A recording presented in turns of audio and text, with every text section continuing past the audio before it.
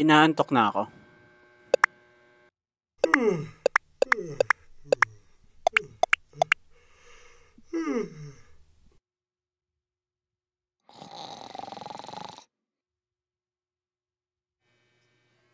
Nananaginip ako na nagsuswimming daw ako.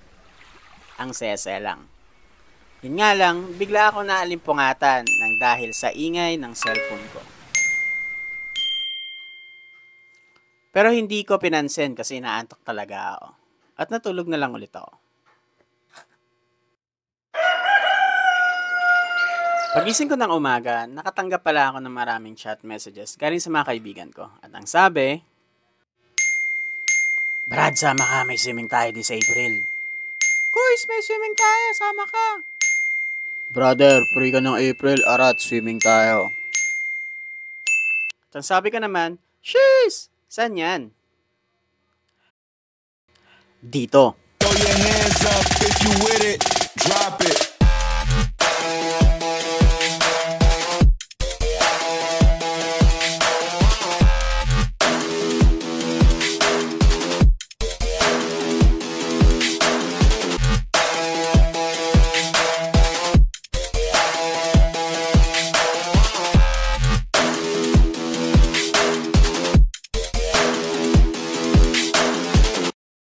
Oops! Akala mo na-stuck ka, no?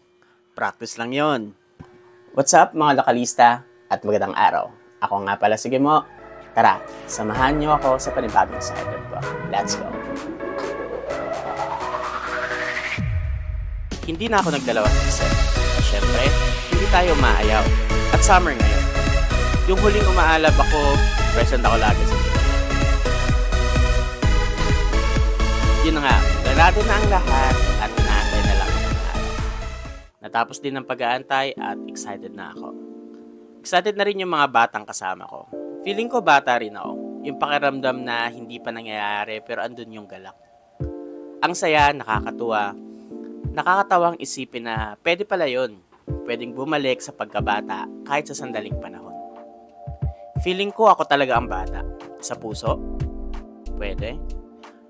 Yung parang walang problema, walang ibang iniisip, at walang ibang inaalala. Di ba nga nung bata tayo, wala tayong masyadong inaalala.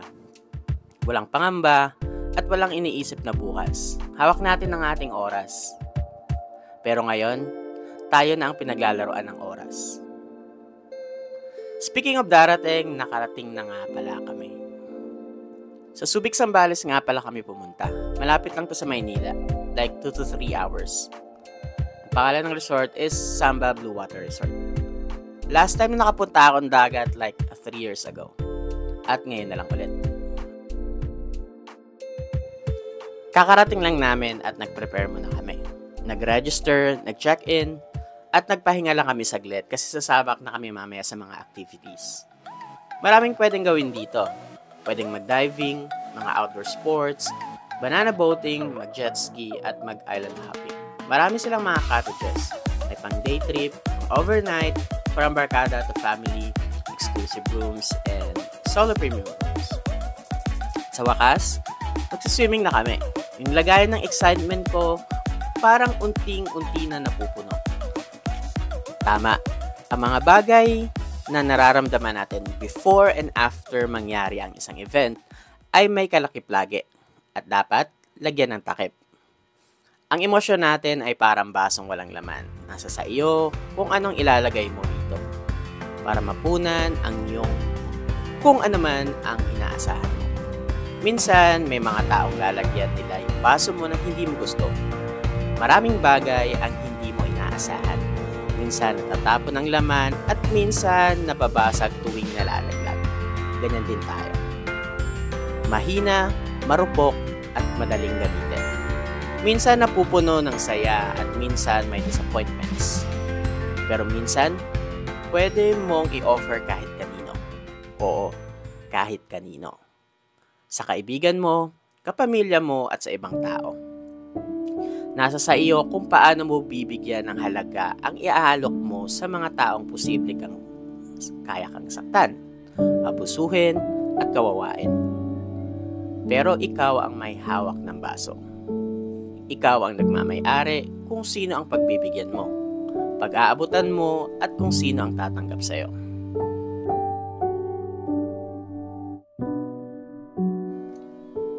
Malamang sa dami ng nauuhaw sa mundo, may tatanggap at tatanggap sa laman ng iyong baso. Sa wakas, oras na para magtampisaw sa dagat. May mga kasama akong bata, nakakainggit yung saya nila kasi totoo yung pag-enjoy nila. Walang ibang inaalala at iniisip, samantalang tayong mga nakakatanda ay nagsasaya ng may mga kalakip na pangamba. Bakit nga ba tayo nagdadahilan kung alam natin na wala namang kahihinatnan? Nandito tayo para magsaya at kalimutan ng problema, kahit sandali lang.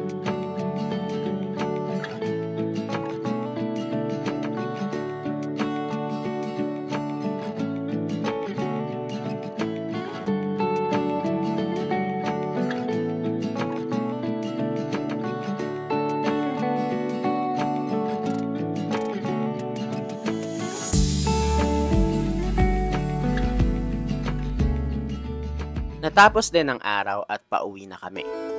Dapat tapos na rin yung saya ko. Dapat natatalo na ako ng pagod at dapat balik na sa dati yung estado ng nararamdaman ko.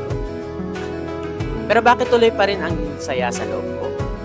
May mga alaala na mukha, hindi na mabubura at doon ko naiintindihan na hindi pala tayo o ang sarili natin ang pinapasaya natin, kundi yung mga nasa paligid natin.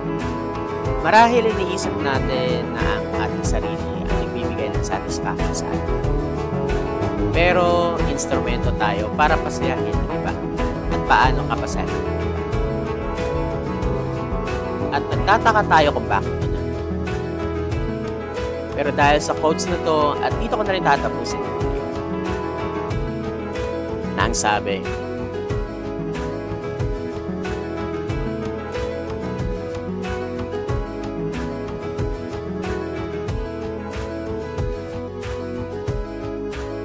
maraming salamat sa buong apport, especially kay Madam Paula at kay Sir Adrian for sponsoring this trip. Godspeed. Maraming salamat sa inyo. And credits to DC Moto Vlogs for the Insta 360 footages. Tropa ko yan. Rock and roll. Follow.